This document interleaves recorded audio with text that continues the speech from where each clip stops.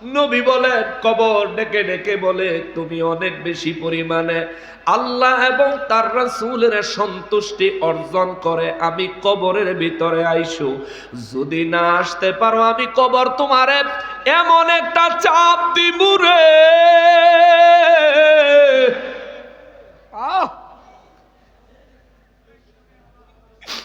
নবী রাহমাতুল লিল আলামিন বলেন, ওই কবর মানুষকে যখন চাপ দিবে রে, মানুষের ডান দিকের হাড়গুলো বাম দিকের হাড়ের ভিতরে টাস টাস করে ঢুকে যাবে।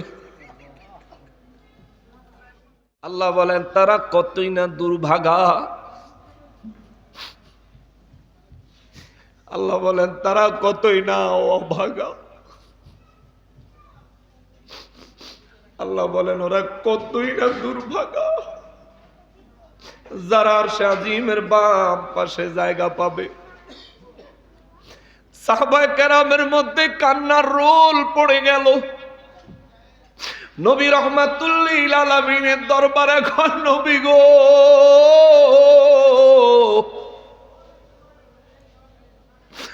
আরশে আজিমের বাম পাশে যারা থাকবে আল্লাহ তাদেরকে দুর্ভাগা বললেন কেন? আজরাইল যখন মাথার কিনারে এসে যাবে, আজরাইলের যদি বলেন এইরকম 10টা পৃথিবী আজরাইল তোর কদমে দিলাম, 10টা পৃথিবী ভরা স্বর্ণ রূপা হীরা জহরত মণি মুক্তার সম্পদ আজরাইল তোরে দিলাম, তুই আমার শুধু 5টা মিনিট দে। বলেন 1 মিনিট সময় দিবনি? বলেন 1 মিনিট সময় দিবনি? 1 সেকেন্ড দিবনি? 1 মুহূর্ত দিবনি? না না না না না, একটা মুহূর্ত সময় দিত না।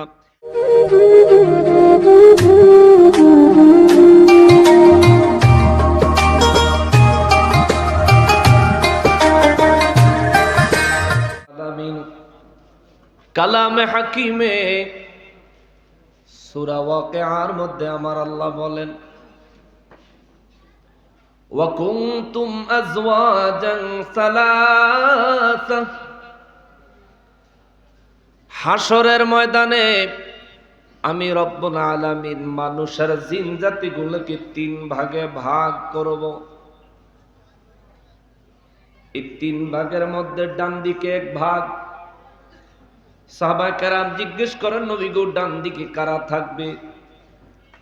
আমার নবী রাহমাতুল লিল আলামিন বলেন, এই দুনিয়ার জমিনে যারা আদম আলাইহিস সালামের মেরুদণ্ডের ডান পাশ থেকে পৃথিবীতে এসেছে, আর হাসরের ময়দানে আমার আল্লাহ যাদেরকে ডান হাতে আমলনামা দিবেন তাদেরকে আরশে আজিমের ডান পাশে জায়গা দিবেন। জোরে বলেন সুবহানাল্লাহ।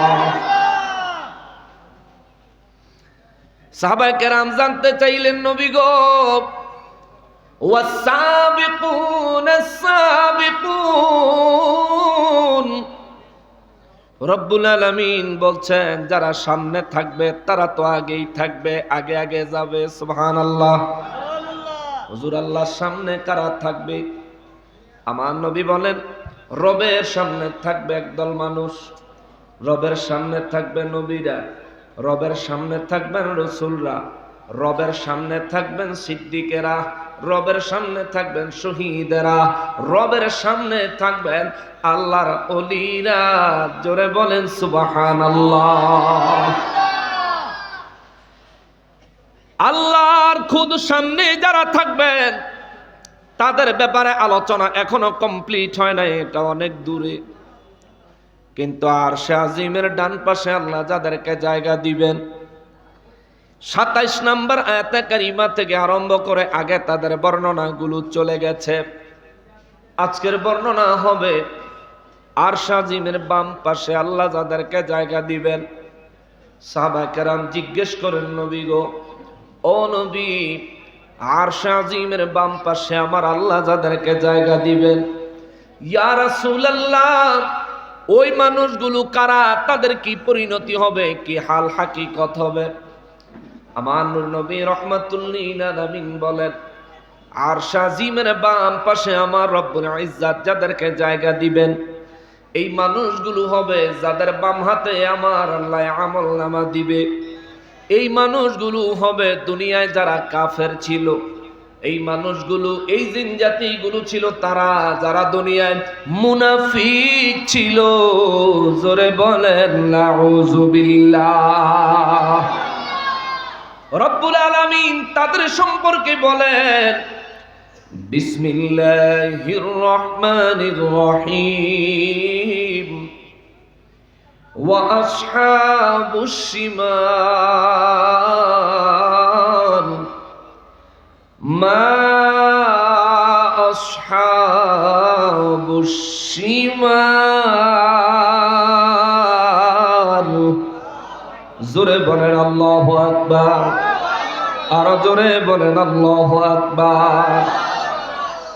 রব্বুল আলামিন বলেন, ওয়া আসহাবুশ শিমাল, আরশে আজিমের বাম পাশে আমি আল্লাহ এক দলকে রাখবো, তাদের মধ্যে জিন থাকবে, তাদের মধ্যে ইনসান থাকবে,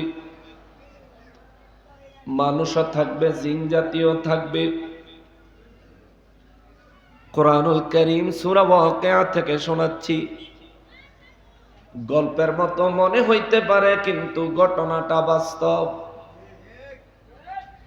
আজ আপনি অন্তর দিয়ে অনুধাবন করার চেষ্টা করেন বা না করেন, এই ঘটনাগুলো যেদিন ঘটবে ওই দিন আপনার চোখের সামনে ঘটনাগুলি ঘটবে। আজ আপনি ইচ্ছা করলে মানতে পারেন, ইচ্ছা না করলে নাও মানতে পারেন, ইচ্ছা করলে স্বীকার করতে পারেন, ইচ্ছা না করলে অস্বীকারও করতে পারেন। কিন্তু যেদিন মহান রব্বুল আলামিন এই ঘটনাটা ঘটাবেন, বিশ্বাস করেন ওই দিন ওই কঠিন মুহূর্ত থেকে পালানোরও কোনো সুযোগ পাবেন না রে বাবা। দুনিয়ার রং তামাশার জন্য কত কিছু করলেন, দুনিয়াদারির জন্য কত কিছু করলেন, অথচ এই দুনিয়াদারি আর জিন্দিগির কোনো গ্যারান্টি নাই। এই কথাটা আমাদের কারো মনে নাই।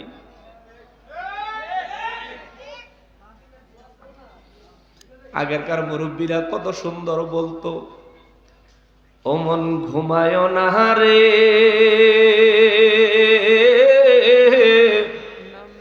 নাম জপ মাওলা, একদিন ঘুমাই ওরে মন খবর মাঝা, ও মন ঘুমায় না। আপনি শহরে বসবাস করেন, আপনার আখিরি ঠিকানা কবর। আপনি গ্রামে বাস করেন, আপনার আখিরি ঠিকানা কবর।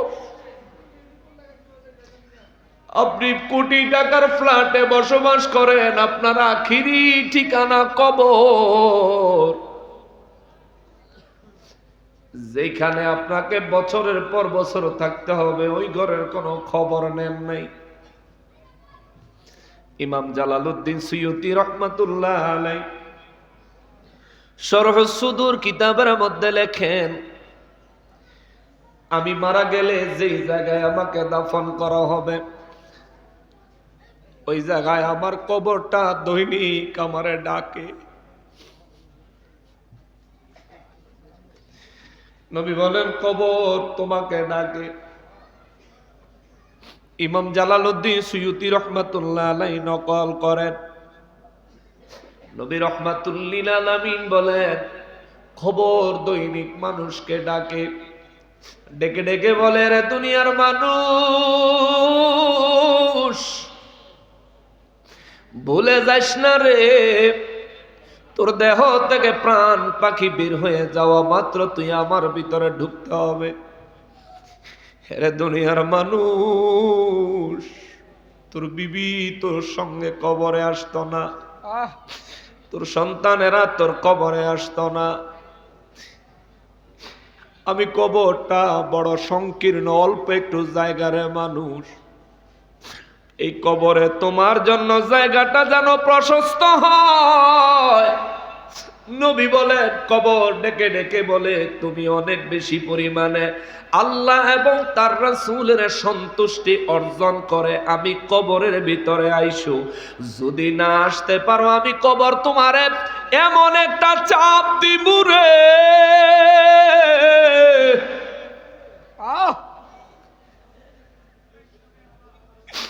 নবী রাহমাতুল লিল আলামিন বলেন, ওই কবর মানুষকে যখন চাপ দিবে রে, মানুষের ডান দিকের হাড়গুলো বাম দিকের হাড়ের ভিতরে টাস টাস করে ঢুকে যাবে।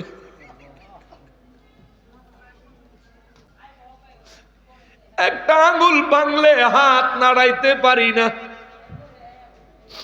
একটা আঙুলে মোচড় লাগলে এই হাতে আর কাজ চলে না। নবী রাহমাতুল লিল আলামিন বলেন, কবর তোমার এমন একটা চাপ দিবে, শরীরের ডান দিকের হাড্ডি গুলো বাম দিকের হাড্ডি ফেটে ভিতরে ঢুকে যাবে। নবী বলেন, কবর ডেকে বলে, আরে দুনিয়ার মানুষ, আমি কবরের ভিতরে আসার আগে আল্লাহ এবং তার রাসূলের সন্তুষ্টি নিয়ে আইসো, নয়তোবা আমি কবরটা হলো অন্ধকার, আমার ভিতরে কোনো আলো পাবি না। কতগুলো লাইট জ্বালায় রাখছে, কত সুন্দর আলোর ব্যবস্থা করেছে। শরহ সুদূর কিতাবে ইমাম জালালউদ্দিন সুয়ুতি রহমাতুল্লাহ আলাইহি লেখেন, আমার নূর নবী রাহমাতুল লিল আলামিন বলেছেন, কবর মানুষকে দৈনিক ডাকে। আজ আমরা কার ডাকে সাড়া দেই? আজ আমরা দুনিয়া নিয়ে মত্ত হয়ে গেছি। আজ আমরা ঠিক মতো দাঁড়িয়ে রাখি না, আজান হলে মসজিদে নামাজে যাই না, সপ্তাহে একদিন কবর জিয়ারত করতেও যাই না। আবার কবর জিয়ারতের ব্যাপারে আরো কত ফতুয়া দিয়া আমাদেরকে কত আরাম করে দিছে। কতজনের ফতুয়া ধরেও কবর জিয়ারত আমরা বন্ধ করে দিছি। কিন্তু নূর নবী রাহমাতুল লিল আলামিন বলেন, উম্মত রে, যখন তোমারে অনেক বেশি পরিমাণে দুনিয়ার মোহ ঘিরে ধরে, যখন তোমার নামাজ পড়তে অন্তর চায় না, নামাজে গেলে মসজিদ থেকে বের হয়ে যাওয়ার জন্য যখন তোমার অন্তর ছটপট ছটপট করে, আমার নবী কয়, উম্মত ওই সময় একটু কবরস্থানে যাইও, কবর জিয়ারত করিও, পূর্বপুরুষদের কথা মনে করিও। ওরাও একদিন তোমার মতো দুনিয়ায় ছিল, ওরাও ওদের শরীরে অনেক শক্তি ছিল, ওরাও অনেক সম্পদের মালিক ছিল। আজ ওরা কবরে, ওদের কবরের পাশে গরুতে ঘাস খায়, কিন্তু গরু তাড়ানোর মতো ক্ষমতা রাখে না।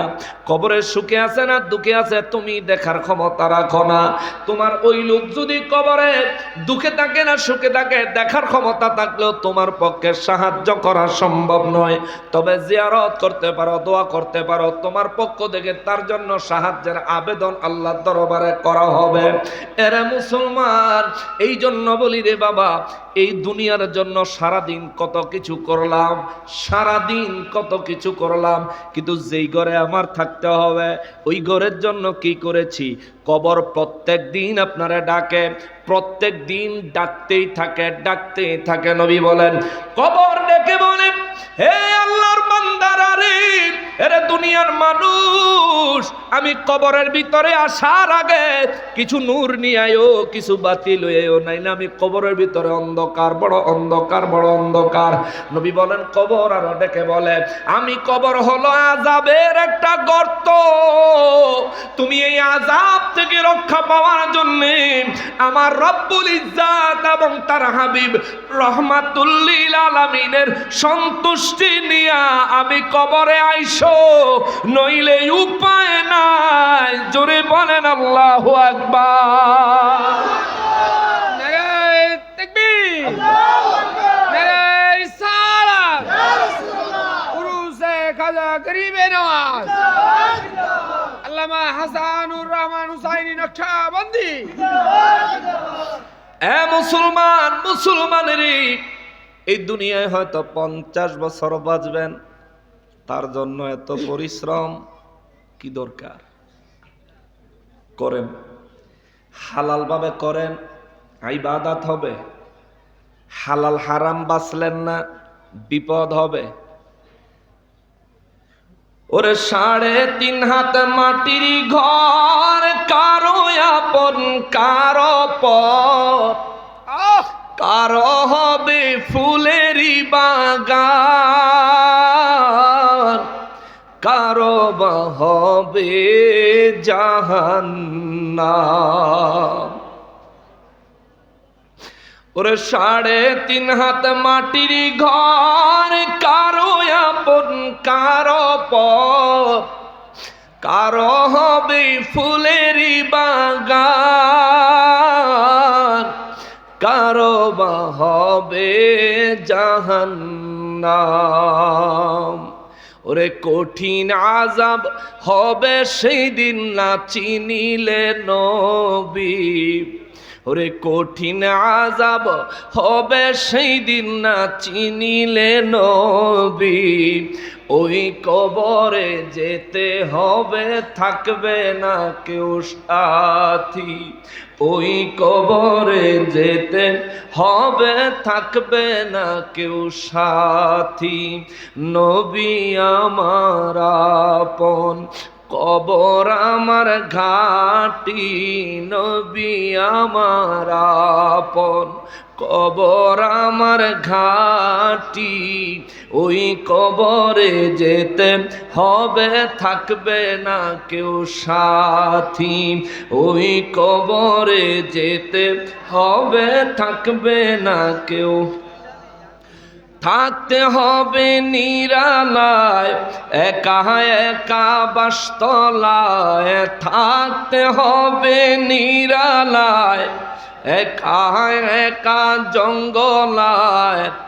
চতুর্দিকে রবে শুধুই মাটি, চতুর্দিকে রবে শুধুই মাটি। ইয়া রাব্বে কারীম, ও পরওয়ারদিগারে আলম, ঈমানের সাথে আমাদেরকে মৃত্যু দিয়েন, জোরে বলেন আমিন। কবরের আযাব থেকে আমাদেরকে হেফাজত করিয়েন, জোরে বলেন আমিন। হাসরের ময়দানে আরশে আজিমের ডান পাশে আমাদেরকে জায়গা দিয়ে, ও মালিক, তুমি যদি দয়া করে আরশে আজিমের ডান পাশে জায়গা না দাও, এমন কোন আমল নাই যেটা তোমারে দেখাইলে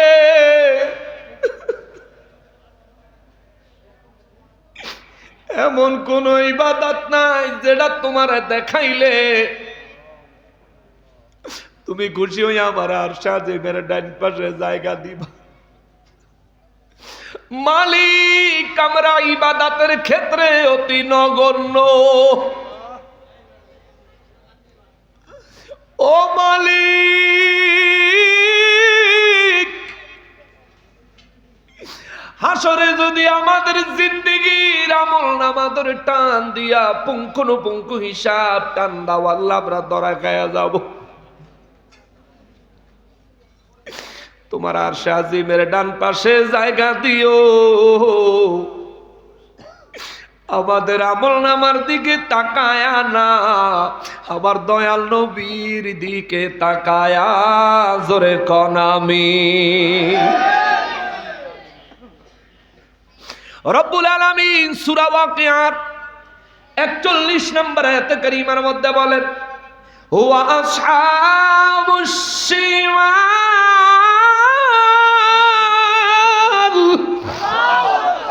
আল্লাহ কয়, আরশে আজিমের বাম পাশে একদল মানুষ আর জিন জাতির আমি আল্লাহ দাঁড় করাবো। মা আসহাবুশ শিমাল, আল্লাহ বলেন তারা কতই না দুর্ভাগা। আল্লাহ বলেন তারা কতই না অভাগা। আল্লাহ বলেন ওরা কতই না দুর্ভাগা, যারা আরশে আজিমের বাম পাশে জায়গা পাবে। সাহাবায়ে কেরামের মধ্যে কান্নার রোল পড়ে গেল। নবী রাহমাতুল লিল আলামিনের দরবারে, এখন নবী গো,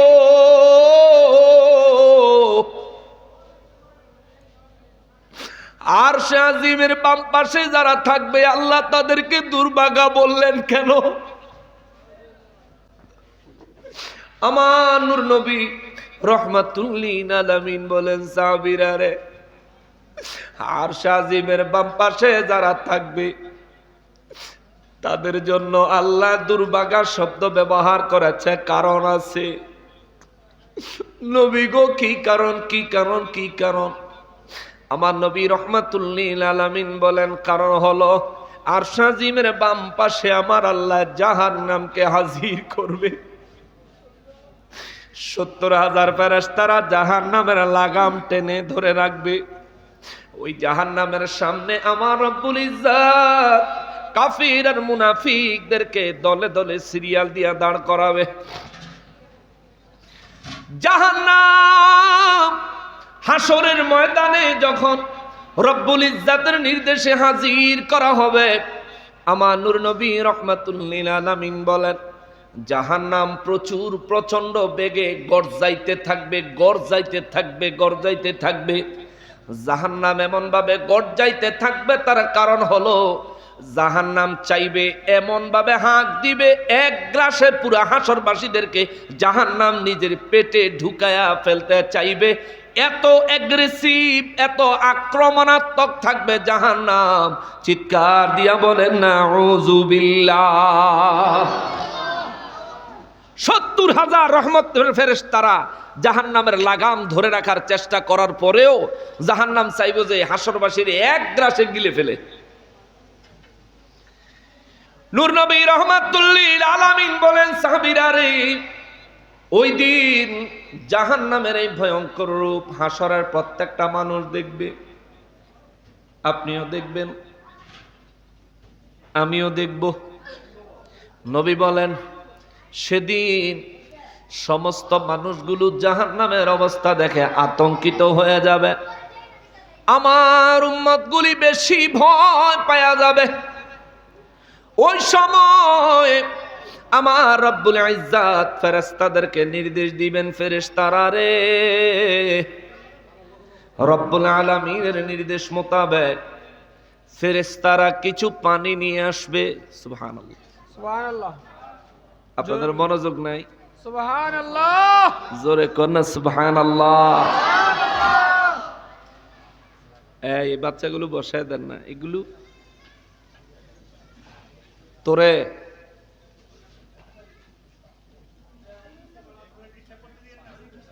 এই এদিকে উড়ো। আরে আমি ডাকতেছি তো।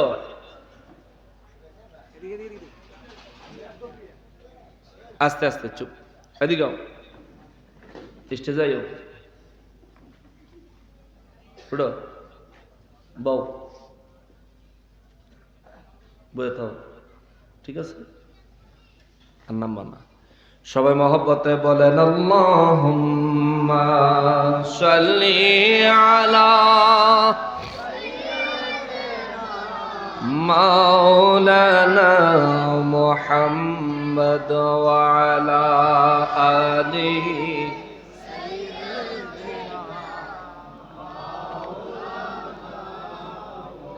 জোরে জোরে আল্লাহুম্মা সাল্লি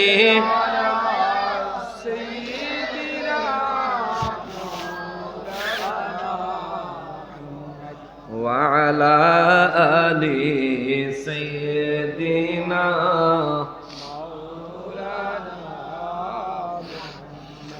এই দুনিয়া মুসাফির খানা,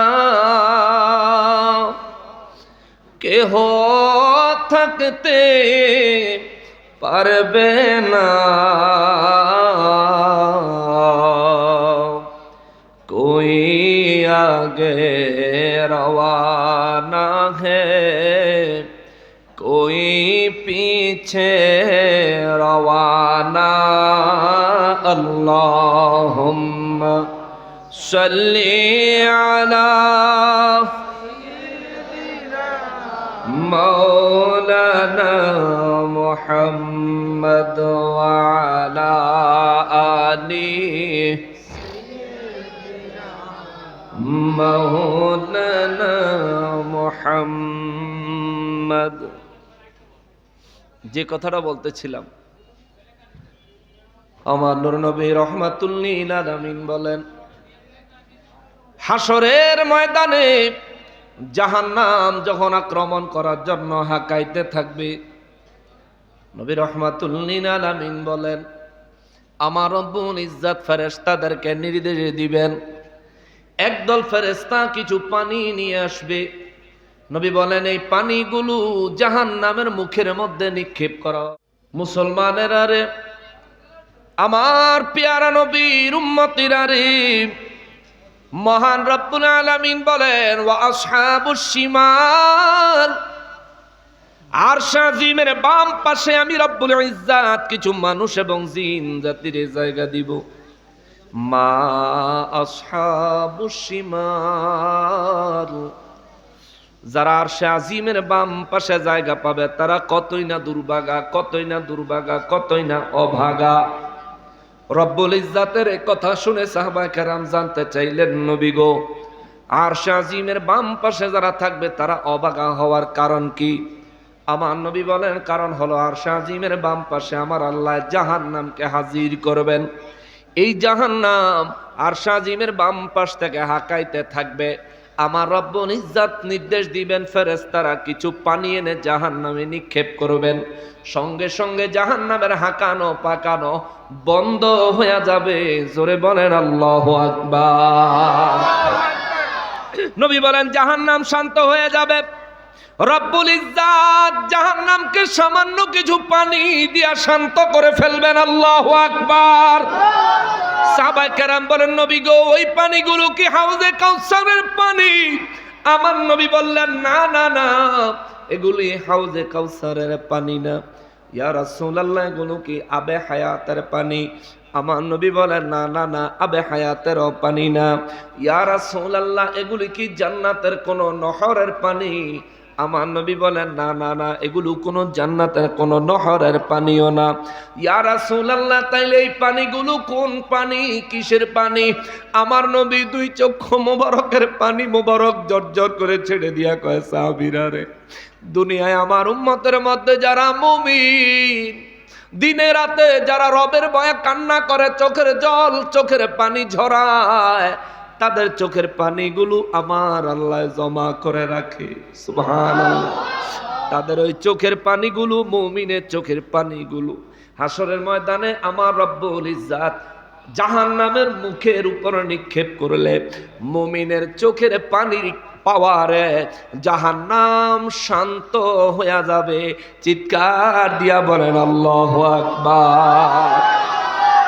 এই জন্যই তো আমার আল্লাহ কালামে হাকিমের মধ্যে বলেন, ফালিয়াদহাকু কালিলা ওয়ালিয়াবকু কাসীরা।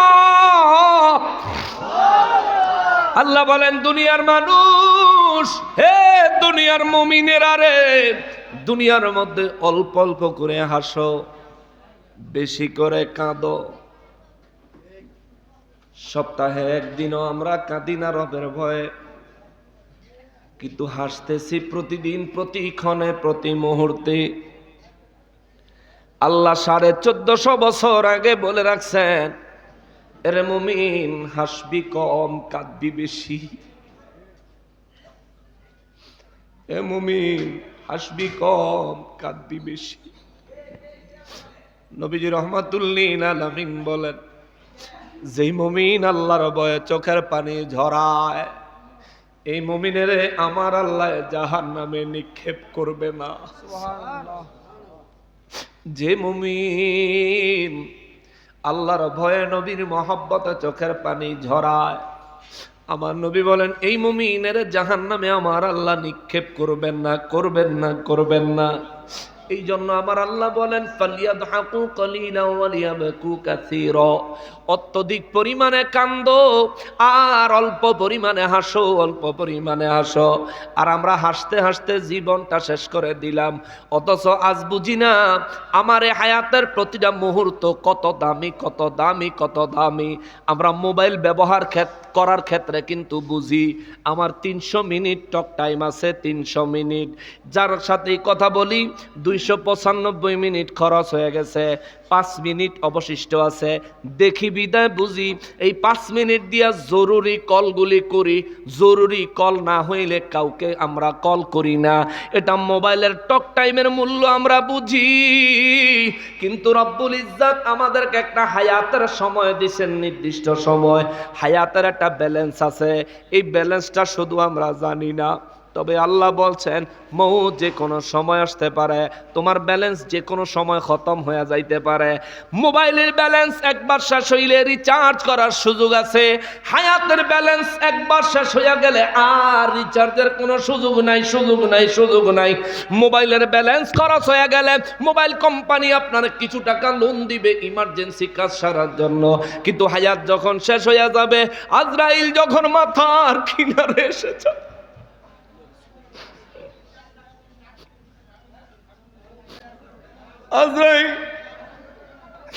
আজরাইল যখন মাথার কিনারে এসে যাবে,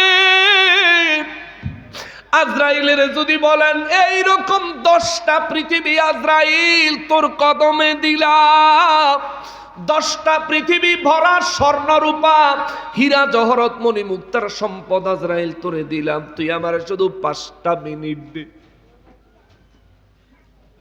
বলেন 1 মিনিট সময় দিবনি? বলেন 1 মিনিট সময় দিবনি? 1 সেকেন্ড দিবনি?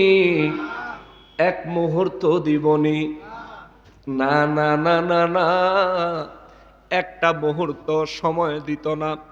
আজ আপনি নামাজ পড়েন না, আপনার আশা হইল বুড়া হইলে পড়মু, মুরব্বী হইলে পড়মু, এখন আমি যুবক মানুষ। কিন্তু দুনিয়ায় আসার সময় প্রত্যেক মানুষ জন্ম নেয় শিশু হিসাবে, দুনিয়া থেকে বিদায় হওয়ার সময় কেউ কিশোর, দুনিয়া থেকে বিদায় হওয়ার সময় কেউ যুবক, দুনিয়া থেকে বিদায় হওয়ার সময় কেউ পূর্ণ পুরুষ, দুনিয়া থেকে বিদায় হওয়ার সময় কেউ বা বয়স্ক মুরব্বী, দাড়ি পাকা, চুল পাকা। আসার সময় সবাই শিশু, যাওয়ার সময় সবাই শিশু না। আসার সময় সবাই শিশু, যাওয়ার সময় সবাই শিশু না। প্রত্যেকে যেদিন জন্মগ্রহণ করেছেন ওই দিন আপনার এই দুনিয়ার হায়াতের সময় 1 দিন বয়স। আপনার বাবাই যেদিন জন্মগ্রহণ করেছিল তার বয়স হায়াতের 1 দিন, যেদিন জন্মাইল। আপনিও যেদিন জন্মাইলেন আপনারও হায়াতের বয়স 1 দিন। আপনার বাবা যেদিন দুনিয়ায় জন্মগ্রহণ করেছিল তিনিও ছিলেন একেবারে শিশু, ছোট্ট। আপনিও যেদিন জন্মগ্রহণ করেছেন সেদিন আপনিও ছিলেন শিশু, ছোট্ট। কিন্তু আপনার বাবা যদি বেঁচে থাকেন, আলহামদুলিল্লাহ, আল্লাহ হায়াতে তাইয়্যিবা দান করুক। আর আপনার বাবা যদি মারা যায় থাকে, একটা বার চিন্তা করে দেখেন, আপনার বাবায় মারা গেলেন যেই বয়সে, আপনার দাদার খবর নেন, আপনার দাদায় মারা গেছেন যেই বয়সে। দুইজনের বয়স কিন্তু এক না রে বাবা, এক না রে বাবা, এক না। দুনিয়ায় আমি এমন বহু লাশের জানাজার ইমাম হয়েছি, বাবা ছেলেরে কাঁধে করে নিয়ে আইছে। জীবনে আমি এমন অনেক নাতির জানাজার ইমাম হয়েছি, বহু দাদায় বহু নানায় নাতির লাশ কাঁধে বহন করে জানাজার মাঠে নিয়ে আসছে। দুনিয়ায় যেদিন এসেছেন প্রত্যেকে শিশু ছিলেন, কোনো পার্থক্য নাই। কিন্তু বিদায়ের দিনে প্রত্যেকটা মানুষ কিন্তু যুবক না, প্রত্যেকটা মানুষ কিন্তু বৃদ্ধ না, প্রত্যেকটা মানুষ কিন্তু বুড়া হয়ে মরে না। দুনিয়ায় আসার সময় প্রত্যেকে শিশু, বিদায়ের সময় কেউ বুড়া, কেউ জওয়ান, কেউ যুবক, কেউ কিশোর, কেউ শিশু। আরে মুসলমান রে, মোবাইলের টক টাইমের মূল্য তুমি বুঝো? শেষ হলে হাওলা, তাই না? শেষ হলে তুমি লোন করে ইমার্জেন্সি মুহূর্ত সারতে পারবা, কিন্তু তোমার হায়াত যেদিন ফুরাইয়া যাবে, আজরাইল যেদিন হাজির হয়ে যাবে, যদি বলো আজরাইল 2টা মিনিট সময় দে, 2 রাকাত নামাজ পড়বো, আমার রবের দরবারে একটু তওবা করব, দুনিয়ার কোনো কাজ করব না, তবু আর সময় দিত না রে বাবা, তবু আর সময় দিত না। অতএব নিজের হায়াতের মূল্য বুঝেন, নিজের জীবনের মূল্য বুঝেন। কবরে ঢুকবেন, ওরে কবরে ঢুকবেন, নিজের জীবনের হিসাব শুরু হয়ে যাবে। বিবি সন্তান বন্ধু বান্ধব আছে যাহারা, জনমের মতো বিদায় করে দিব তাহারা।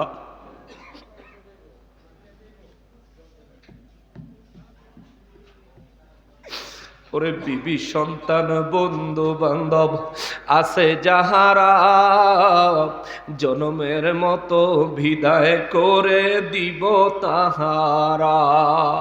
সেই দিনই বুঝবি নবী ছাড়া আপন কেহ নাই। হায় হায়।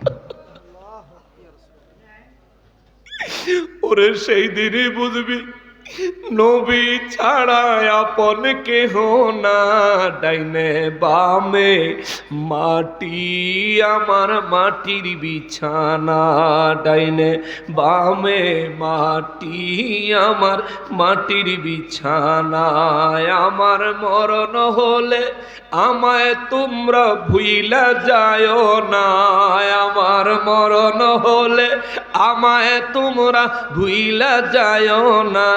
ডাইনে বামে মাটি আমার মাটির বিছানা, ওরে ডাইনে বামে মাটি মাটির বিছানা। আরে নারায়ণগঞ্জের মানুষ, হে বাংলাদেশের মানুষ, আমারে আজকে এত বড় বক্তা বানায়, এত বড় মেহমান বানায় এখানে দাওয়াত দিয়ে আনছেন। আপনার এলাকায় সবচাইতে গরিব মানুষটা যিনি, তিনি মারা গেলে তার কবরের জায়গা যতটুকু, আমি মারা গেলেও আমার কবরের জায়গা অতটুকু। আপনার গায়ে পোশাক আছে, আমার গায়ে পোশাক আছে, হয়তো আমার পোশাকটা একটু বেশি দামি, নয়তো আমার পোশাকটা একটু কম দামি। হয়তো আপনার গায়ের পোশাকটা একটু বেশি দামি, নয়তো আপনার গায়ের পোশাকটা একটু কম দামি। কিন্তু আমি যদি এই পোশাকটা পরে মারা যায়, আমার বড় পছন্দের জামা, বড় পছন্দের জ্যাকেট, বড় পছন্দের চাদর, বড় পছন্দের টুপি খুইলা রাইখা দিব।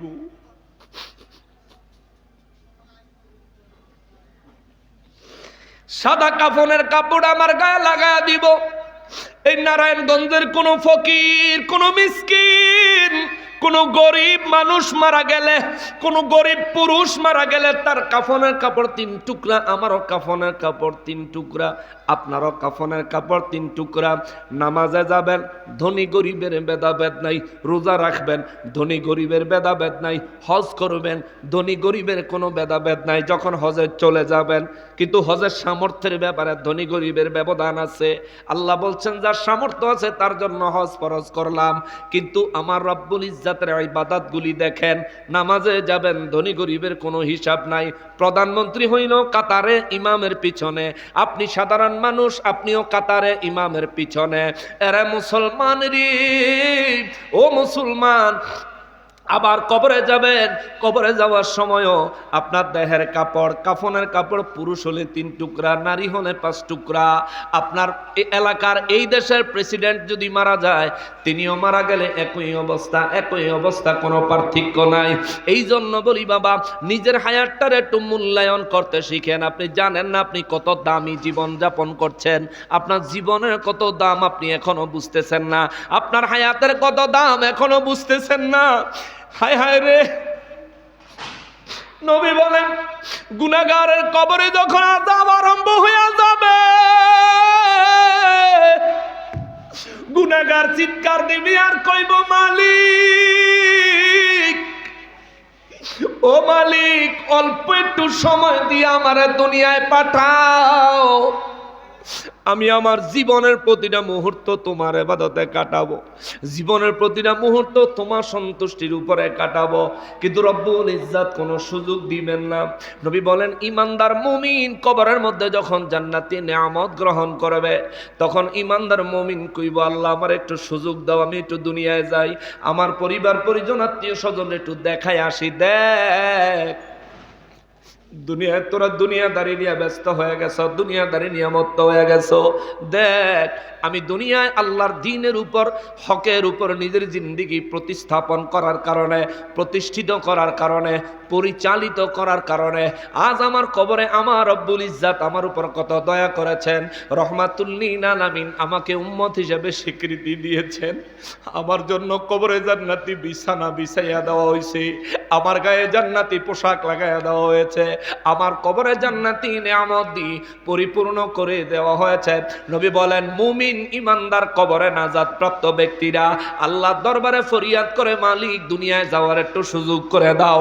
আমার রব্বুল ইজ্জত বলেন দুনিয়ায় যাওয়ার সুযোগ নাই, সুযোগ নাই, সুযোগ নাই। চিৎকার দিয়া বলেন আল্লাহু আকবার। আরে নারায়ণগঞ্জের মানুষ আজকে চাইলে তওবা করতে পারবেন, আজকে চাইলে জীবনের মতো নিজেকে নবীর সুন্নাতের পাবন্ধ করতে পারবেন, আজকে চাইলে রব্বুল ইজ্জতের সন্তুষ্টির উপর নিজের জীবন যাপন শুরু করে দিতে পারবেন। কিন্তু কবরে যাওয়ার পরে যখন আযাব আরম্ভ হয়ে যাবে, কবরে যাওয়ার আগে যখন মৃত্যুর যন্ত্রণা, মৃত্যুর আযাব আরম্ভ হয়ে যাবে, এ মুসলমান 1 মিনিট সময় চাইলে কেউ দিত না রে বাবা, 1 সেকেন্ড সময় চাইলেও পাবি না রে বাবা। 1 মুহূর্ত 1 সেকেন্ডের 100 ভাগ করার পরে যে 1 ভাগ হয়, এই 1 ভাগ সময় যদি আপনি চান যে 1 সেকেন্ডের 100 ভাগের 1 ভাগ সময় দে, শুধু আস্তাগফিরুল্লাহ বলবো, শুধু আল্লাহর কাছে একটা ক্ষমা চাইবো, আজরাইল বলবে সময় নাই, সময় নাই, সময় নাই, তোমার ঘড়ির কাঁটা শেষ, জানটা কবজা করে নিয়ে যাবে।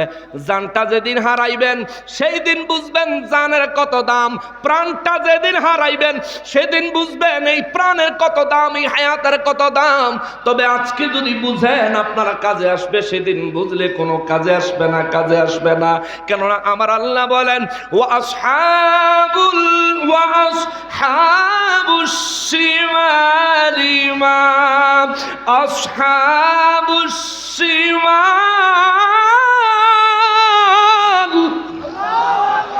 আল্লাহ বলেন আর শাজিমের বাম পাশে আমি কিছু মানুষকে জায়গা দিব, ওই মানুষগুলো বড়ই দুর্ভাগা, বড়ই দুর্ভাগা, বড়ই দুর্ভাগা। ওই দিন ওই পরিস্থিতির থেকে পালাইতে পারবেন না। আপনাকে হয়তোবা রবের সামনে দাঁড়াতে হবে, নয়তোবা আরশ আজিমের ডান পাশে দাঁড়াতে হবে, নয়তোবা আরশ আজিমের বাম পাশে দাঁড়াতে হবে। আপনার জীবন আপনি সিদ্ধান্ত নেন, আপনার জিন্দেগি আপনি সিদ্ধান্ত নেন, আরশ আজিমের কোন পাশে আপনি দাঁড়াইতে চান। যদি ডান পাশে দাঁড়াইতে চান তাইলে আপনাকে অবশ্যই আল্লাহর সন্তুষ্টির উপর জীবন যাপন করতে হবে, অবশ্যই পাপ কাজ ছেড়ে দিতে হবে, অবশ্যই 5 ওয়াক্ত নামাজ পড়তে হবে, অবশ্যই নবীর প্রেম অন্তরের মধ্যে সর্বশ্রেষ্ঠ অবস্থানে জায়গা দিতে হবে। নবীর দুশ্মনের সঙ্গে কোনো সম্পর্ক নাই, নবীর প্রেমিকের জুতা প্রয়োজনে মাথায় বহন করবেন। হাসরের ময়দানে গেলে নূর নবীর শাফাআত পাবেন। জোরে বলেন আল্লাহু আকবার।